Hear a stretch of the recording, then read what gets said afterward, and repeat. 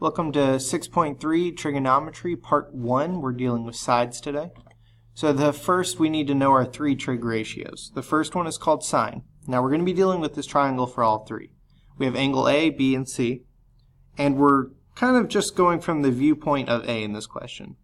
We have the opposite leg, we have the adjacent leg, and the hypotenuse is always across from 90. So the sine of A equals the opposite over the hypotenuse. And these are going to be numbers typically or variables. But the way we remember sine, right, sine is opposite over hypotenuse, that's SO, S-O-H, sine opposite hypotenuse. The next trig ratio is cosine, which is adjacent over hypotenuse. So the way we remember this is cosine adjacent hypotenuse. And then the last one is tangent. Tangent is opposite over adjacent. So it's TOA, tangent opposite adjacent. Okay, so let's look at some examples of this. The first question asks, what is the sine of S? Well, we are going from the viewpoint of S, so the opposite side is 63, the hypotenuse is 65, and the adjacent is therefore 16. Since it's sine, it's SOH, right? So therefore sine of S equals the opposite, which is 63, over the hypotenuse, which is 65. So that's our final answer. It's a trig ratio, 63 over 65. Our next example, we're looking for cosine of U. So cosine is which is adjacent over hypotenuse. Our opposite for U is 24, our hypotenuse is 30, and our adjacent is 18. So when we do this one, it's adjacent over hypotenuse. It's 18 over 30, which simplifies down. They both divide by 6, 3/5. And then the final example for trig ratios is find tangent of S. Well, S, our opposite is 63, our hypotenuse is 65, and our adjacent is 16. Tangent is TOA, opposite over adjacent, 63 over 16. And that's our final answer. So that was finding the trig ratios, but most questions won't be finding trig ratios, they'll be finding the side lengths.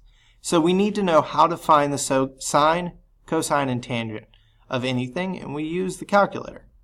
On our calculator, we see the buttons right there. There's a sine, cosine, tangent, but just make sure that you are in degree mode. So make sure you press mode and that you look down to see that you're in degree. If you don't do this in degree mode, since we're dealing with degrees, you're going to be 100% wrong. So make sure you're in degree mode. So here we need to find the side length. The very first thing, we are going to find our opposite or adjacent and our hypotenuse, all based off of that 69 degree angle. So opposite of 69 degrees is up here at the top. Our hypotenuse is 20 and our adjacent is x.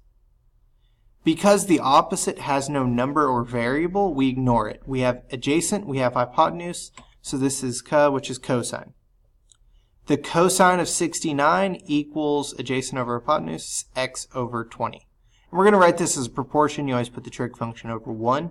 It makes it the easiest to solve for. Cross multiply, 1 times x is x. 20 times cosine of 69 is exactly that, 20 times cosine of 69. We're going to type that in the calculator exactly how you see it. You always do the number first, then the cosine of the angle. So when you type that in, you should get about 7.2, and we're going to use decimals in this lesson. Okay. Our next example here, we have 68 degrees. The opposite is 11. The hypotenuse is x, and the adjacent we don't use. So this is actually sine because it's so. Opposite and hypotenuse. The angle is 68, so it's the sine of 68 equals the opposite, which is 11, over the hypotenuse, which is x.